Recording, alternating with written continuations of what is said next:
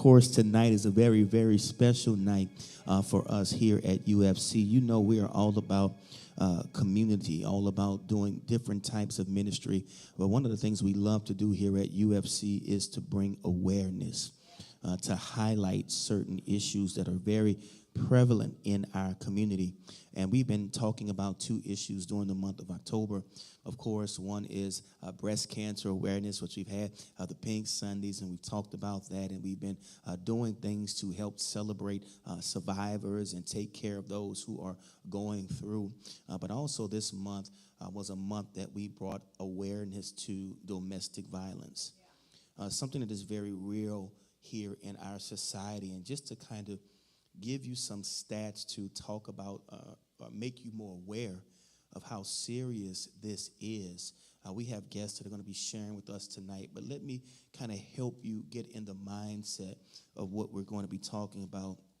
Do you know that over 1 in 3 women and 1 in 4 men in the U.S. have experienced rape, physical violence, and or stalking by an intimate partner? Lifetime intimate partner violence victimization. About 23% of individuals assaulted by a partner at least once in their lifetime. The church is not exempt from these issues. Being a member of a church does not exempt a woman of faith from abuse or provide her with a refuge from violence. And reports that many congregations are aware or really underprepared to help people in these situations. Many churches say that domestic violence is acceptable, but we don't have a plan in place to help those who are going through. These are things that have to change. And this is what we want to bring awareness to tonight. So I'm going to ask that our guests, if they would come and take their seats. Elder Pierre, if you would bring our guests up, I'd have them come today. All of our guests are coming from all over. And we have some great people that are going to share some important information, some important statistics about domestic violence that you want to hear tonight. So if you can, if you're even here sitting in the audience tonight, it's okay. Y'all come on up. Y'all come on up. Come on up. That's all right. Come on up. Come on up. These are our guests tonight, and we're so excited to have all of you. If you're watching online, do me a favor, like, tag, and share this broadcast. If you are in the audience tonight, turn on Facebook, share the broadcast. We have an opportunity now to really get into some great dialogue tonight. If you're following online, feel free on Facebook, YouTube. If you have questions as we're talking tonight, please feel free to write those questions in the chat box, and we'll do our best to try to address those questions on tonight. But I'm so happy that we have all of these guests who are sharing with us tonight, and I want to say thank you to all of you for your time. Time is very valuable, y'all. It's the one thing in the world that you can give, but you can't get back. And so the fact that you all chose to share your time with us tonight, we greatly, greatly appreciate it. And so what I want to do is I want to start from my left, and we're going to go from my left and then go all the way to my right. If you would, please introduce yourself. Tell us a little about yourself and who you are, and we're going to move right down. Yes. Hi, my name is Curtis Barre. I'm a detective with the New Orleans Police Department Child Abuse. I'm sorry, domestic violence. I was previous child abuse, but I work with the domestic violence unit right now. I've been a police officer for 25 years now for the New Orleans Police Department. All right, great. My name is Chandra Robinson. I'm one of the investigators with the New Orleans Police Department. I've been working with them for 5 years.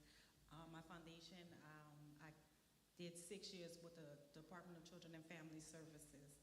So I have a little experience in both areas. Great, thank you.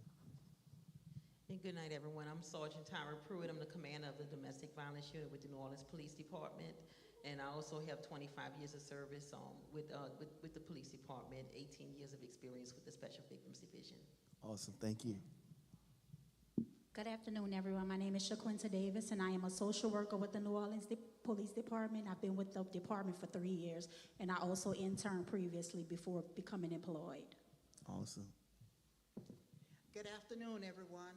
I am Sharon Henry, former educator of New Orleans Public Schools of 30 years, and I have been with the New Orleans Family Justice Center for 18 years, and I'm not tired yet. Awesome, awesome. I love it. I love it. Hi, my name is Charles Wells. I am a survivor, and I'm also the Vice President of Voices for the New Orleans Family Justice Center. Awesome, awesome. Thank you to all of our guests. Thank you for, again, your time to share with us tonight and be open and transparent with our audience. And I know we have some numbers in here, but trust me, our numbers are much higher, those that are watching online and tuned into what we have to say on tonight. I want to start with Ms. Wells. Before I ask you a question, I want to say thank you. Thank you for your courage. Thank you for being willing to share your story tonight. And thank you for being an example to any women or men who are going through to let them know that you can overcome. Thank you so much. If you would tonight, could you share a little bit of your story, how it began, how it escalated, and what ultimately enabled you to say enough is enough? Well, my story started back in 2010 when I first got that first lick. And then I knew that that's not the relationship I wanted to be in. It was my son's father. So then when we left, I moved on. I went on and I had got a job and a house, and I moved on. 6 years later, he still wanted his family back. But I didn't go back. So one day he decided to break into my house. First, he dropped my son off at school, and then he came back, and then he broke into my house. He raped me, strangled me, then put me in his car and threw me out on the Gino Bridge. So that was hard. Like I said, that was hard for me. It took me years to learn how to walk again, because I had to learn everything from scratch. I was paralyzed from the neck down. So I had to have staples and stitches in my head. I was wrapped because I had no skin on my back, and my legs was almost coming off. The doctors thought they was gonna have to amputate it. But by the grace of God, they didn't have to amputate my legs. They did have to take muscle from my back and my thighs, and they told me that I wouldn't be able to have use of my arms. It wasn't a good ride in that hospital. But like I say, we must serve a good God, because I'm not paralyzed and I'm using both arms and I'm doing good. Awesome, awesome. Thank you. So I'm going to shift over to Ms. Henry. Again, thank you for being here as well. Could you give me kind of a brief overview of the services that the New Orleans Family and Justice Center offer to survivors of domestic or intimate partner violence, and how someone might access them? Okay, yes. The New Orleans Family Justice Center is known throughout the metropolitan area as a one-stop shop for survivors of domestic violence, sexual assault, human trafficking, as well as stalking and child abuse also. And later on, we've added family violence to the services in which we provide. First and foremost, we're located in downtown New Orleans at 701 Loyola Avenue. If you're familiar where the main post office is on Loyola, we're in the tall tower building right adjacent to the post office. That's we consider it our admin office. We also, not known, but we have a shelter for those that are in imminent danger. It's in an undisclosed location, as well as we have 3 other properties that we occupy for those that are fleeing or possibly transitioning into a life without the perpetrator. Some of the services that are available at the New Orleans Family Justice Center, first and foremost, upon entering, and one of our number one referral service comes by way of New Orleans Police Department. And that has been since the inception of the New Orleans Family Justice Center. We have quite a few community partners, but as far as referrals, they primarily come by way of NOPD. Outside of NOPD is word of mouth, where a person possibly has experienced this behavior, made known of the Family Justice Center, and they share it with their family and friends and loved ones. Some of the services that are there directly on site, and we do practice a walk-in policy. From 8:30 up until 4:30, a person can actually walk in and start a process or start services. Some of the services there, like I said, it begins with an intake process. Therefore, we lead an agency that's survivor-led and driven. We give them the menu of services that's basically afforded to them, and they can look at those services and see basically what they're interested in. However, we can possibly sit there and after hearing a story, say which way they should go or whatever, but however, it's that survivor's choice. Now, it starts with that intake, like I said. Therefore, it can go to trauma recovery, which is our large counseling program, which is staffed by counselors as well as therapists. We also have a civil legal program there that if there's a need for a protective order, they can get the assistance with the filling of the paperwork there. We also have our housing component, which is completely different from our shelter. Our shelter is for those that are in imminent danger, and it's in an undisclosed location. From the shelter, they can move to transitioning housing, which therefore we can assist if they qualify with rental assistance, as well as possibly some utilities. God has blessed the Family Justice Center to be able to. We also have education and employment there, whereby oftentimes someone may come in, and once we get them pretty much settled, we may learn they may not have a high school diploma. Well, we are in a position that we can offer them assistance in getting them prepared to take what they call, which was the GED, now it's called HiSET. So we don't administer the HiSET there at the Family Justice Center, but we can prepare that individual to go and take the HiSET and receive their equivalency diploma. Also, through employment, we try to stay in touch with what's involved, what's available throughout the city as far as what they possibly may qualify for employment. So many of our young people are unemployed, and we try to help as best as we can to get them on target to become self-sufficient. You know, they're walking into a new life if they want to. You know, it's their choice. They can walk into, but preparing them, giving them hope. I like to say we create pathways of hope, assisting them, creating pathways of hope to move on with their lives.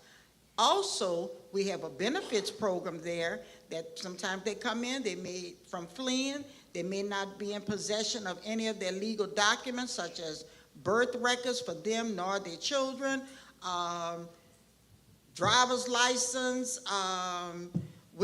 We assist them with acquiring those documents again. We also can assist them with applying, if they don't already receive it, they can apply for the SNAPS program. Some may have to apply for disability. So we have someone there that works with them. If that's the need, they're able to receive that.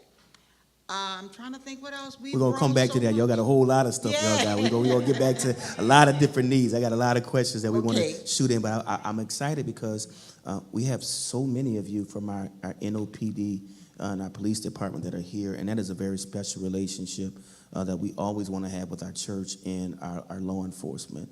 So I'm so grateful for all of you who are sharing in that area. And again, I want to say thank you to all of you, because you are the ones who respond to these scenes. And I can't imagine what you have had to see in these particular areas. And so I thank you for that. My question, and I want all of you kind of chime in, because all of you are in this area and you can respond and play off of each other. So my question to you is, how can you describe how the Special Victims Unit, how you all handle domestic or intimate partner violence calls? What happens when somebody contacts 911 or emergency line about a situation like that? And what are some of the most common misconceptions that you deal with from victims and their families? For Sergeant Pruitt, I would say, so they call the police and the officer does respond to the scene. First thing is the safety of the person that's on scene, their health in getting treatment for those injuries. So they'll contact EMS to come out to the scene, have them transported to the hospital if they so choose to go. After that, they'll receive their statement. They'll get information from them in reference to exactly what happened. A warrant will be issued for the person that done the crime, and then it's referred to the DA's office. But we receive those calls that are felony cases in the domestic violence unit itself. The officers is responding to the scene, but we receive the follow-up. When we get the call, we're looking to get anything that the officer would not get immediately because they're moving to another call. So we'll get like the medical records. If they didn't get photographs, we'll get those photographs. Anything that the DA's office is requesting, it could be phone records, collecting evidence from the scene. We'll get all of those things in order to make the case stronger for trial. If there was a child on scene, there'll be charges involving child endangerment. Because the child doesn't have to actually witness the crime, they can just be present inside of the residence when it happened, and that is endangerment for that child. So that will be an additional charge. Once they go through the court process, we're with them. They're referred to the Family Justice Center.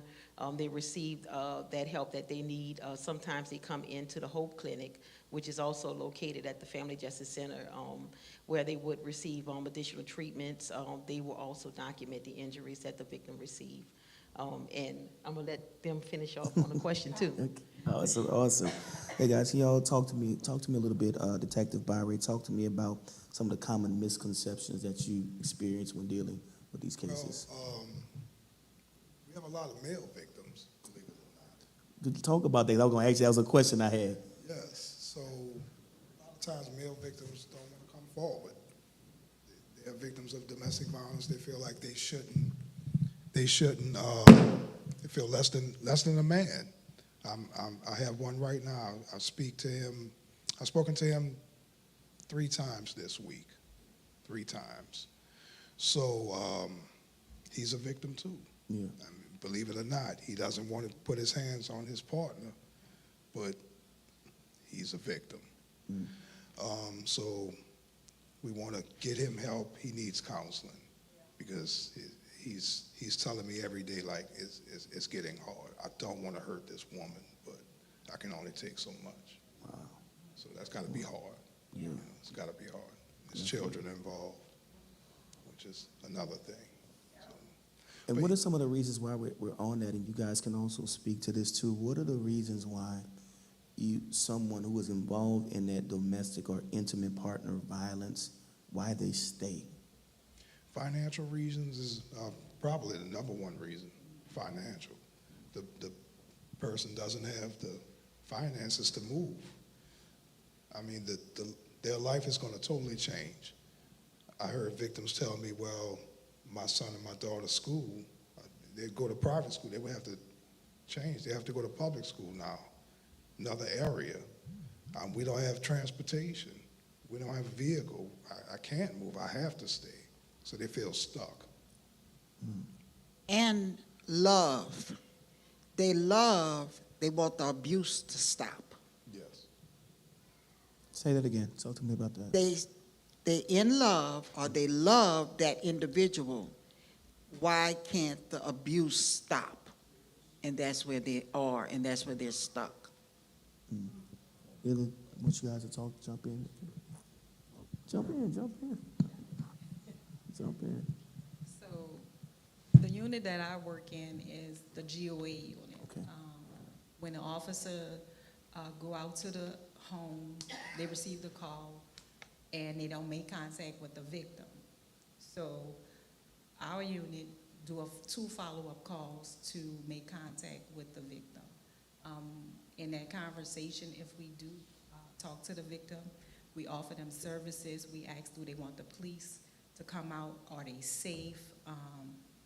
Again, offer resources. And if they choose to want to file a police report, we have them to either have the police to go back out to their homes, or they could go to one of the local police stations to complete the police report.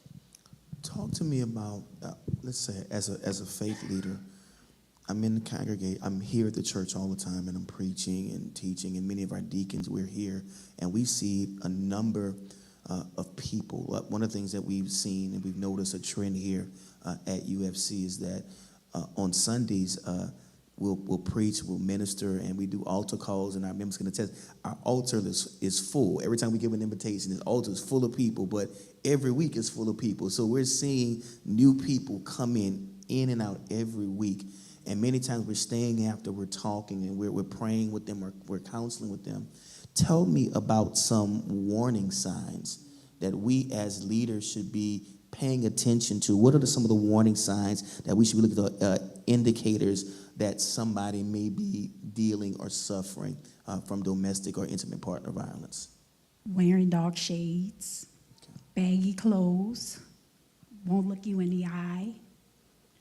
That's some, but I did want to piggyback off of what they said with the part about what is something, like the family members, may not want to have anything to do with them because they don't understand why that person doesn't want to leave. That power and control. We have a will. It's the power and control will, and we give those to those victims and survivors, just so they can see it. Like they utilize the children. They also take away their their family members. They don't understand, why you're not leaving. It's very hard, because the time that it's the hardest is when they want to leave. That's when it gets the most dangerous. Gotcha. It gets the most dangerous when they want to leave. It gets more aggressive. Yes. I can also say that when you see, some other signs is isolation. A lot of times you will see, a family member is no longer, they was very active in the family, but now they're separating themselves a lot more. They're not as outgoing. You notice just a drastic shift in how they are as a person. And it's not, and you're looking at that, what's going on, why they're not coming around, what's going on, that they're not coming out with us anymore, because it's about control. And it's difficult for that abuser to control them outside of their presence. So they need to keep them in a place of isolation. And also, it resides within our community, and the church is our community as well. The church is just like the hospital. It is. And everybody sitting out in the pews, in the chairs, they're all not well. And oftentimes we could see a shift in a person's personality. They will start missing church. And I'm afraid to say I've had the experience for quite some time. We've had to provide services to victims or survivors that made it to us, that their partners were church leaders. Talk about it. Hey. Yeah. If they were church power and control, it resides. And even though we think we maintaining respect within our family household, but in all actuality, you taking something away from that individual, and they become afraid. And as you see that family come into the church with their children and all, however you think that's Deacon Black. I hope nobody naming here Black tonight. But for instance, Deacon Black's family is here. They're a prominent member of the church, head deacon, at the church, but at home. At home. Deacon Black becomes that perpetrator. Something as simple as preparing to go to church, and if she's prepared a shirt for him, and there could be a simple wrinkle in that shirt. And he snatches that shirt and looks at that wrinkle and throws it back at that wife. He said, "You're not good for anything. You can't even press a shirt." And there it starts, and it escalates. Then the children are there. They hear dad's voice escalating.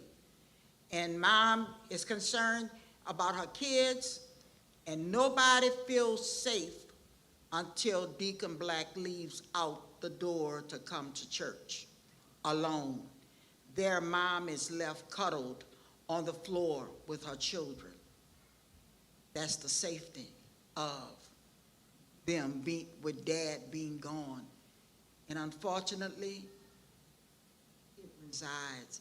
And I'm so happy to be here tonight because it can start right here in this church, beginning a nucleus. You don't need a big committee, but trustworthy people that someone can trust. You know, I've been to churches where a person has disclosed of their situation, sleeping in their car because of this behavior, and the church picks up a collection. It's a Band-Aid. That's a Band-Aid. Don't get me wrong, the collection is fine. It may take that survivor off the street for the night, put them in a hotel, they can go get them a room somewhere just to go to safety that night, but it's a Band-Aid. Then what? So we want to meet the whole person. I think that's why it's important that we have you guys here, like you said, so we can start that conversation, start that process, start those partnerships and relationships to make sure we're ensuring that our congregation can get the services that they need. Ms. Wells, I want to go back to you for a second. Many people believe that or assume that domestic violence, it looks one way, like a physical way only, or it only happens in certain communities. But I want to talk about, in your experience, what were some of the more subtle signs of abuse, like emotional, the psychological, or controlling behavior that you may have missed, or like others, they miss it early on? Did you see signs, now that you look back on it, that were just popping up and you just maybe ignored it or just didn't think about it? There were signs, but like she said, when you're in love, you don't pay attention to none of that. So mine was with arguments. We used to have little petty arguments, and it wasn't until I actually had my son. Till this day, I don't know what happened, because it's like once I had my son, it got worse.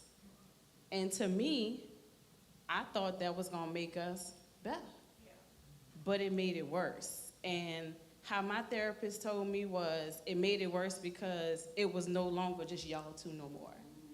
We added a third person to the equation. But the thing is, I was confused because the third person was our son. Like, we made this child together. But he would never say, like, my son and stuff like that. He would consider our son to be that baby. Like, that was confusing to me. Because see, I was in school when I was pregnant with my son. But once I had him, I went back to college because I was too close to finishing. So once I had my son in November, I was back in school in January. And I graduated that December. So my son was 1 year old when I crossed the stage, when I was going to college. So it was like, he would say, you go to school all day, you go to work, and then you come here, you want to take care of that baby. And I used to ask him, why are you calling our child that baby? Like, the child look just like you. Why are you calling him that baby? And he was like, that's all you want to do is take care of that baby. Well, you have to take care of a person that can't take care of themselves. We brought this child into the world. He can't do nothing for himself. We have to take care of him. So I feel as though it was a jealousy thing. To me, that's how I felt. I felt like he was jealous of his own son, and that was crazy to me. So after I started realizing it, I started backing back a little bit. Like each time, year after year, I was just, okay, I'm gonna ease back a little bit. When my son made about 3, 4 years old, he started getting like real crazy. Then when he put his hands on me and hit me, I said, oh no, that was it. That was in 2010. And my son was 5 years old then. And once he put his hands on me, we called NOPD. And I put in my complaint and everything. But the thing is, his family has money. And I guess money talk. Because they was able to go override what I went and put down for NOPD. They went and got some judge, don't ask me who it was, to file a restraining order against me. And had me where I couldn't even go pick up my own child from the daycare. Now ask me how they did that, I have no idea. They went and got a restraining order on me. When I went to go to pick up my son from the daycare, this happened the very next day. They moved fast. Because I went the very next day I dropped my son off that morning, went to work, went to go pick him up that evening. My son was not at the daycare. My heart dropped. And I asked them, where is my baby? They gave me a paper and told me, you can't even come back to the daycare. What you mean? They said he done went and got a paper on you that says you can't come pick up your son. You can't come nowhere near the daycare. And I was away from my son for 2 weeks until we had a court date. That was hard because I love my son with everything in me. My son is the air that I breathe. That is my heart. That is my soul. That is everything to me. And he knew it. He took away from me what he knew I loved. So that hurt me. So when we finally went to court, and when the judge that looked at the paper, he said, I don't even know who signed this. He said, because there's nothing on this paper that says that you was a danger to the child.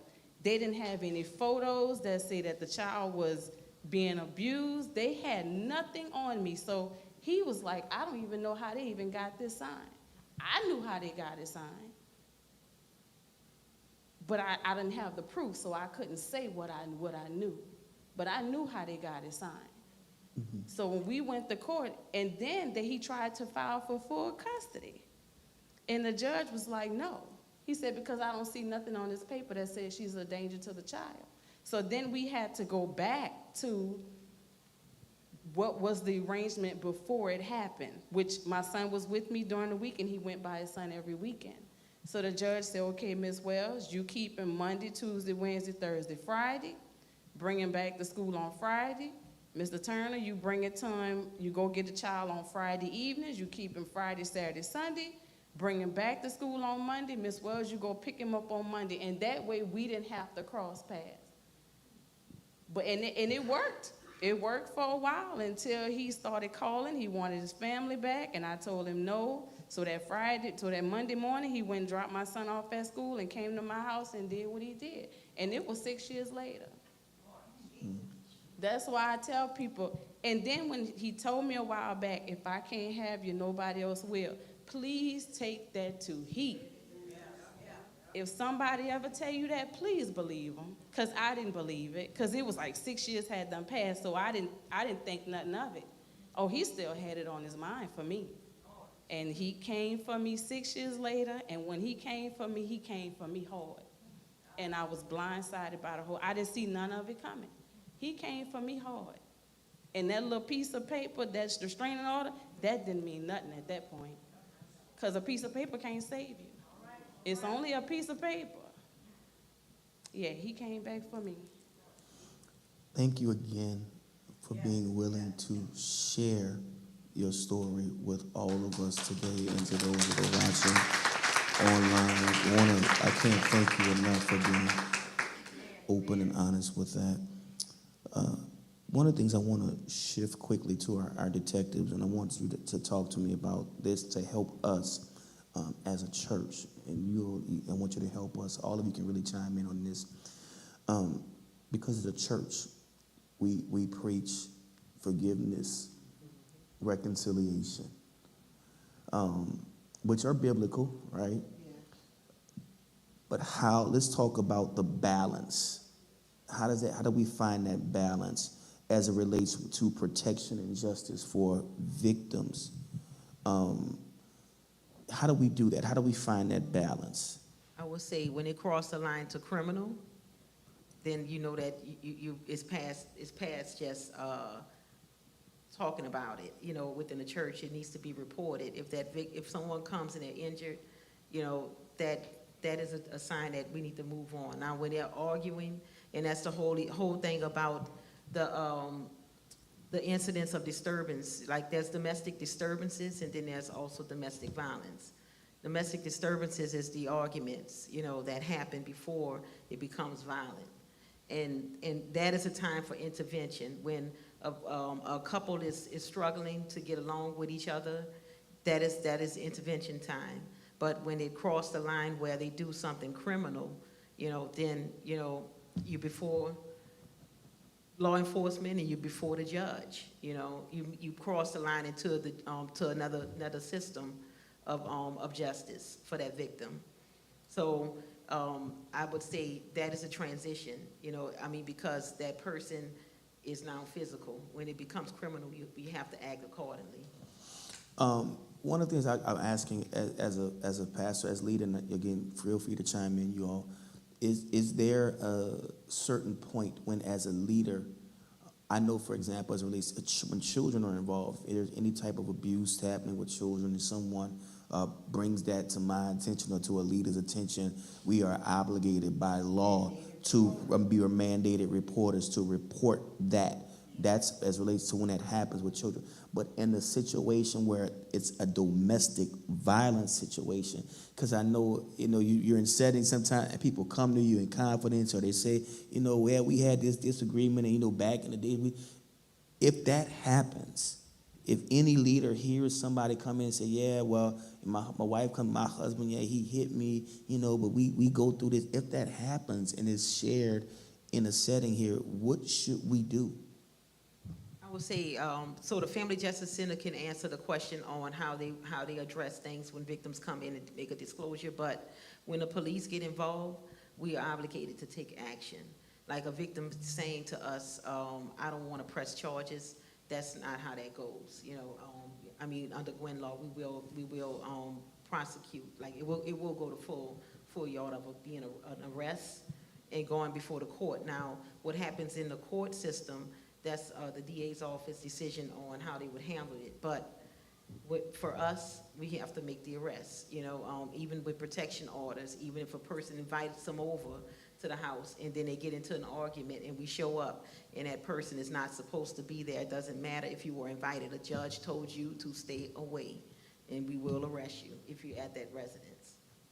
Also, oftentimes, Pastor, Bishop, as you just mentioned, they may not want to get law enforcement involved in the church.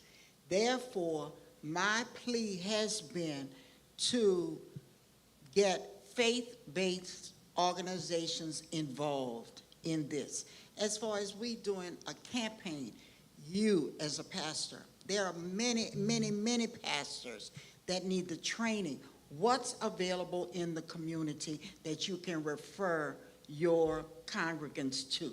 They may not want the police involved. The police may need to be involved, but oftentimes, and I don't want to call the police. They're afraid. But where, you know, well, let's pray about it. Pastor, look in my face. Pray about it. You know, so therefore, you will be made known, or you're known now that, well, we have a 24-hour hotline call. You can share that information with your congregants. they can, if they're ready to make that call. But so oftentimes it goes unknown, not the incidents or the disturbances or whatever, but inside of our faith-based organizations, the lack of knowing what resources are available within our community. And a little bit further, when you mentioned about the faith base, and it just came to my mind as I sat at the desk earlier today, you know, in this subject matter, and as you go forth and you preach and you teach, you may utilize Psalms 34 and 18. The Lord is near to the brokenhearted and saves the crushed in spirit.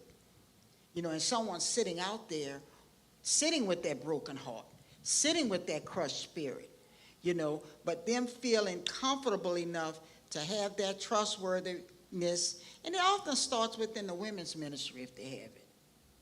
You know, that's something the women's ministry possibly could take on within the church, you know, to become more involved. Because what we strive to do, we saying domestic violence, is all leads to how healthy are our relationships with anybody. How healthy are your relationships, whether it be with an intimate partner or not? How healthy are our relationships with your own children? So it starts with building healthy relationships.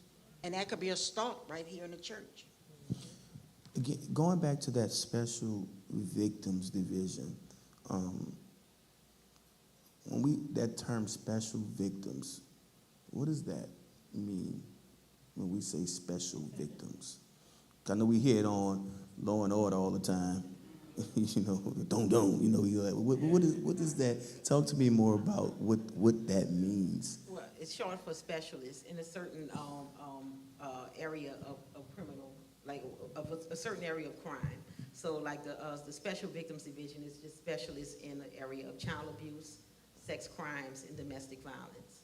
You know, so the incidents that come in, they specialize in investigating those because there's laws that govern those crimes that are really deep, you know, in comparisons to others. Like, so with the child abuse unit, you have the children's code and things like that, where on the street, a regular officer may not know the children's code, but that special victims unit will know that code, you know, and how to handle that victim and how to address the situation, because it's a certain way that you would handle a child victim that you don't handle an adult the same way.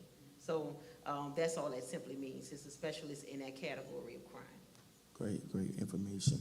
So how often does, when you all were talking about domestic violence and intimate partner violence, how often do you see that in situations bleeding over into abuse of the children? I mean, that's every time you have an incident, every time a child is present. It's bleeding over into that child because they're witnessing it, they're hearing it, and that effect of trauma on that child's development, you know, it causes them to respond different to situations in their adult life, you know. Can you share, because I want people to hear like this, how this impacts our children? Yes, it impacts the children, their growth, you know, their development. It impacts how they function as adults, how they handle situations. They're learning from the parents that they see in a household how to handle situations, arguments, stress, any problems that you may have. And when you handle it with the fist and you don't handle it in love, they see that. And this becomes a learned behavior. And they grow up with that. We're also seeing like 1 in 3 teens right now, you know, are in domestic violence relationships. These are teenagers.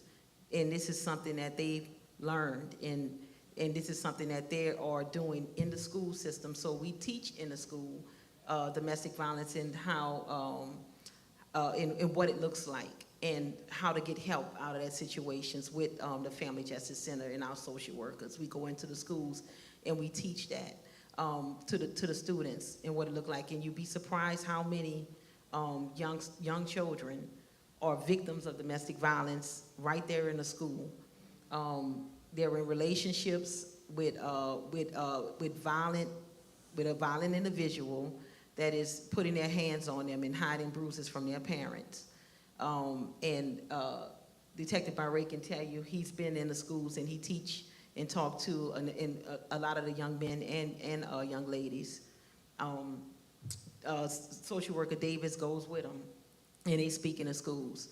But this is what happens. It's a vicious cycle, a vicious cycle of violence, you know, that happens when a child sees this, and we're coming into that generation of those that where a lot of this, because you hadn't heard about domestic violence and intervention and stuff like, you know, put it back 10, 15 years, you know, it wasn't as prominent and out there.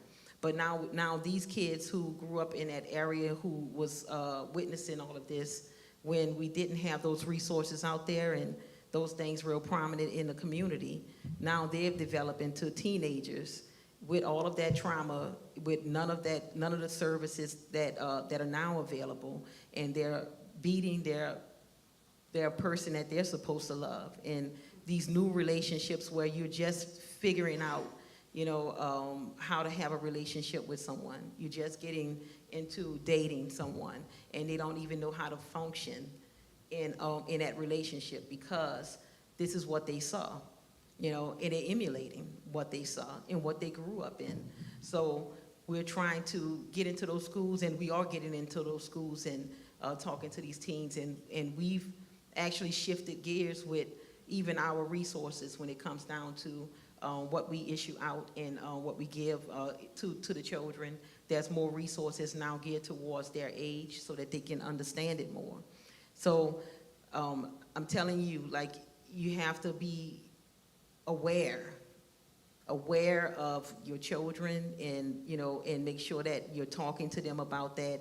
Have that open door policy, that open door for them to come in and speak about things, because, you know, it's blinding if you're in a relationship with someone that young and a first love, and you're getting beat in that relationship. What are some of the warning you guys see at the early in school or in the school seeing this? What are those warning signs like from the children? What should we be looking at? What should we be paying attention to with our children who may be in these type of relationships? It could be friendships have tarnished. You see a teenage adults, they might just break up friendships that's been there since kindergarten.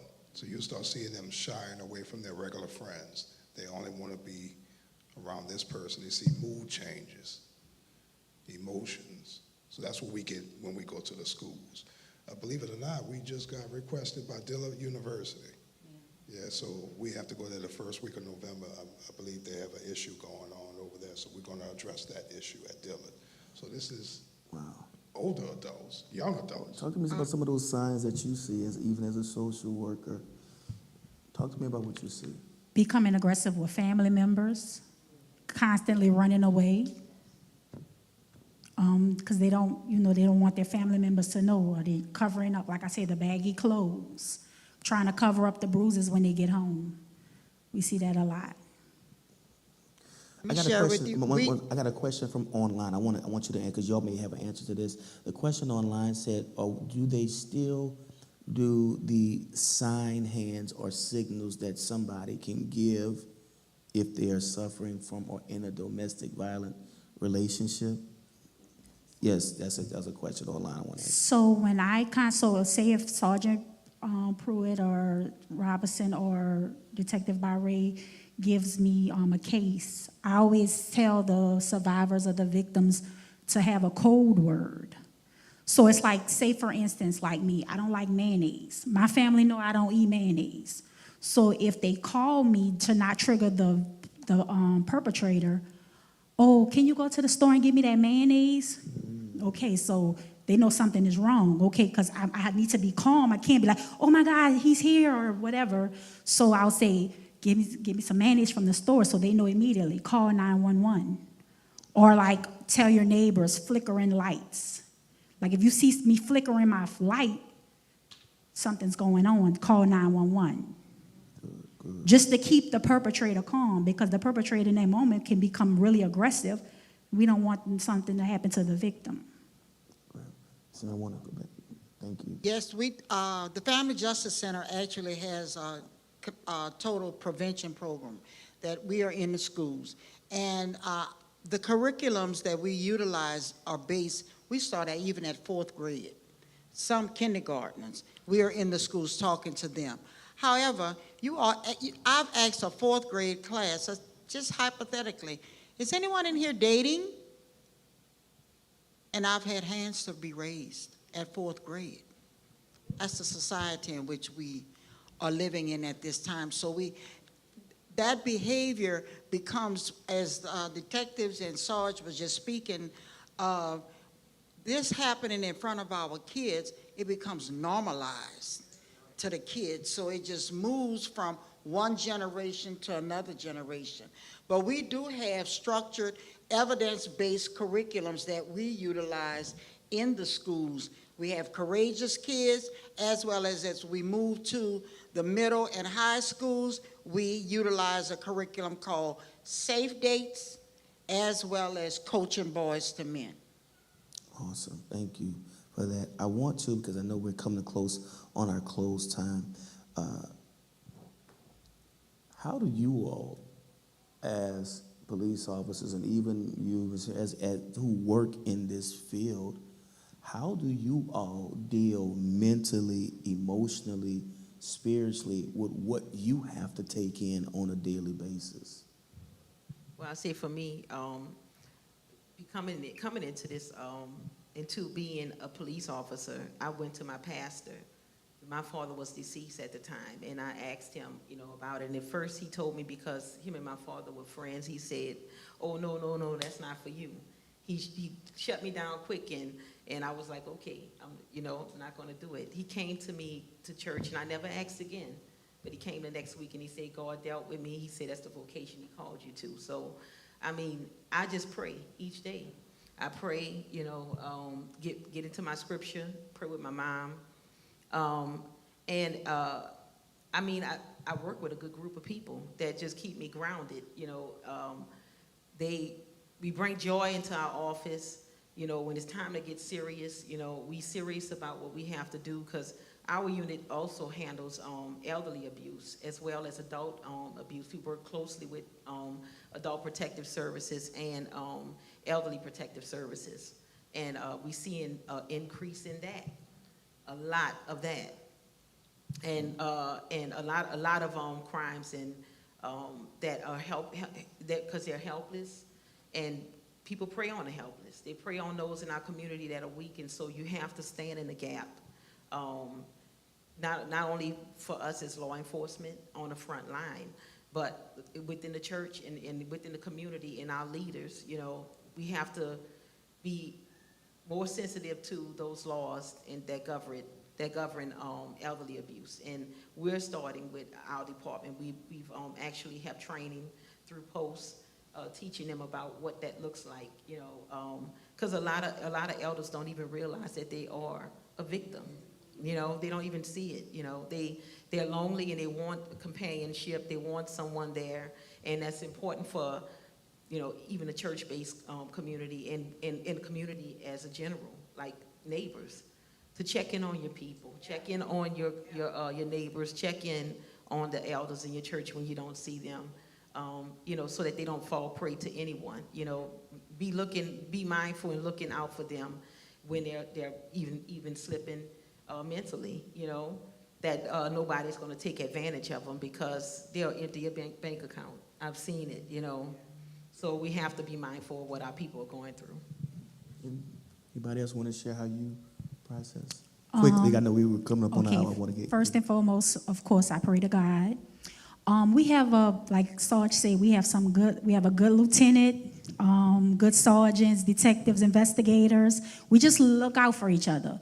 So, for instance, if my supervisor, she sees me burned out, she will send someone else on the case. You step back for a while, you take a break, and you just go take care of yourself. So we do depend on each other totally to take care of each other and make sure we're not being burnt out.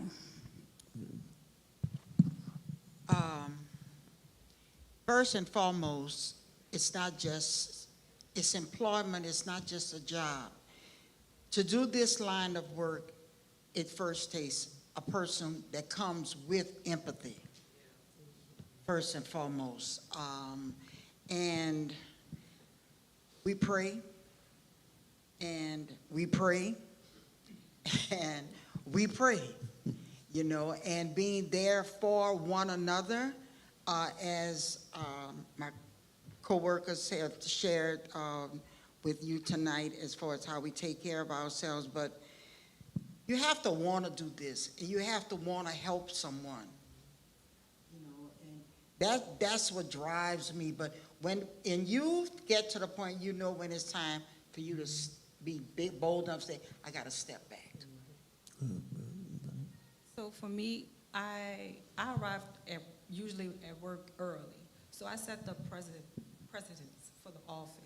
So I go in, I anoint the office, cover the office with the blood of Jesus. I release all that heaviness from the pride from the day before.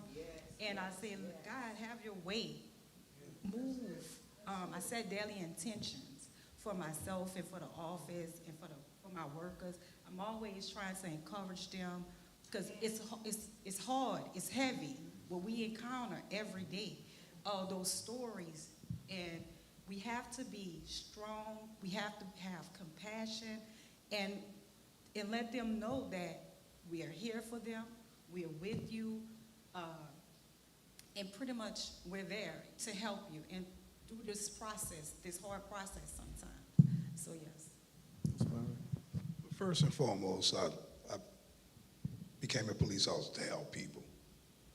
And each case is totally different. When I tell you they are different from yesterday to today, they are unique. I had a victim come in today. Her perpetrator was arrested. It's gone through the court process. But she still came in. She just wanted to talk. She wanted to talk. I know she did. She was like, well, I just wanted an update in the case. Well, you know he got arrested. Yeah, I know. But so I knew what she wanted. So I sat down with her. We talked in the lobby of my office, and I just wanted to see how she was doing. She was doing much better. She was stabbed multiple times.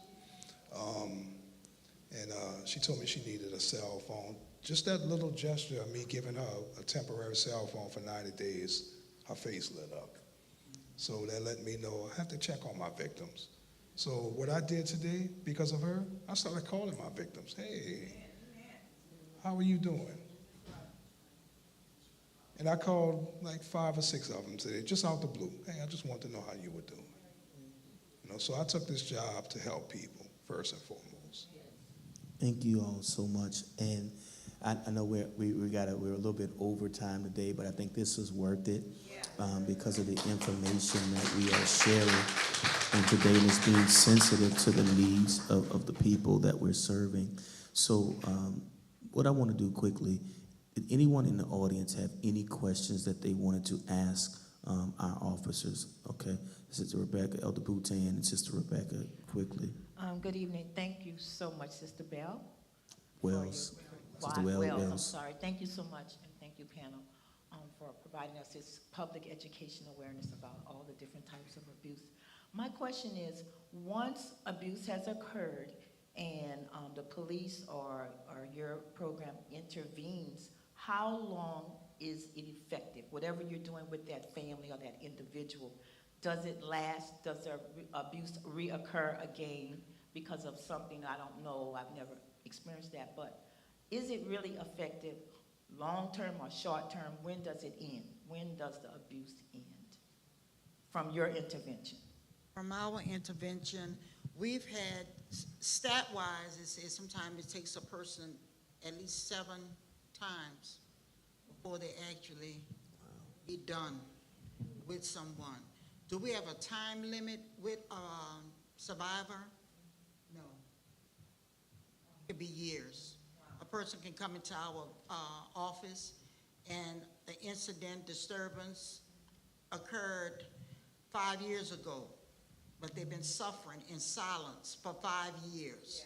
Yeah. And they recognize that I need help, I need counseling, and we will take that person into the program.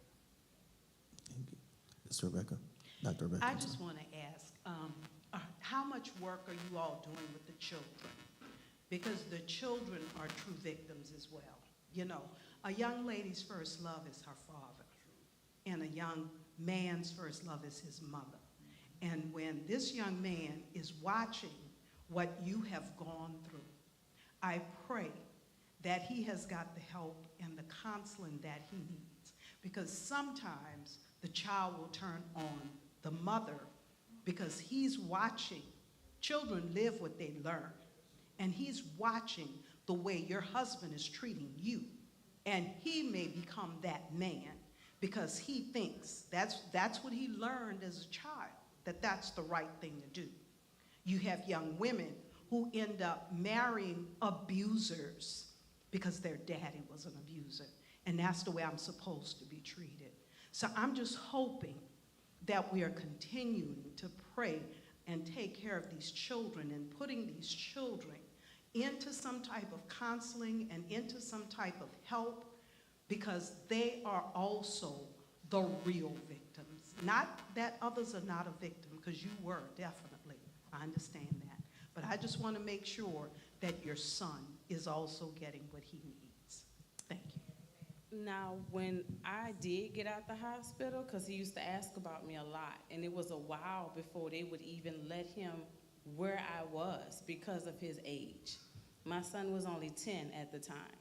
So because I was in ICU, and then they had me like in a secluded area because his family was constantly calling the hospital to find where I was. Like, I had to be put under an alias name. Oh, it was something in that hospital. I was put under an alias name, and I was under a watch. And I was under a constant watch. And I only had about 3 or 4 nurses that would take care of me on a daily basis. That way they knew who those 3 or 4 nurses was. So because I was in ICU, I think you had to be like 12 years old to get in ICU.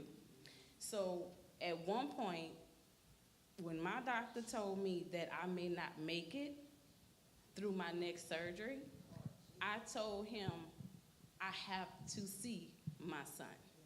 And he was like, well, Miss Wells, he's not old enough. I said, well, I have to. Yeah. If you gonna tell me we getting ready to have a 6-hour surgery and I may not make it, I have to feel the one person that I do love in this world. So my son didn't really know. He knew I was in the hospital, but then he had questions like, well, if my mom's in the hospital, where's my dad? Like, that was his next question, because even though his daddy did what he did, I'm not gonna say he was a bad father, because he wasn't. He had his son every weekend. They were going on vacations and trips and everything else. So I'm not gonna say he was a bad father. He just didn't like the fact that me and him couldn't be together. So he didn't really know he was like, well, where's my dad? So when he finally came to the hospital, I'm plugged up to every plug that you think, because I was on life support. So they had me hooked up to every plug you can think of. So when he came in, he just looked at me, and he just bust out crying. And he was like, Ma, what happened to you? But I refused to tell him what happened because I wasn't in a position to help him or take care of him at that time once I told him. So I told all my family, don't tell him what happened. Just tell him I got sick. That's all he knew. He knew I was sick.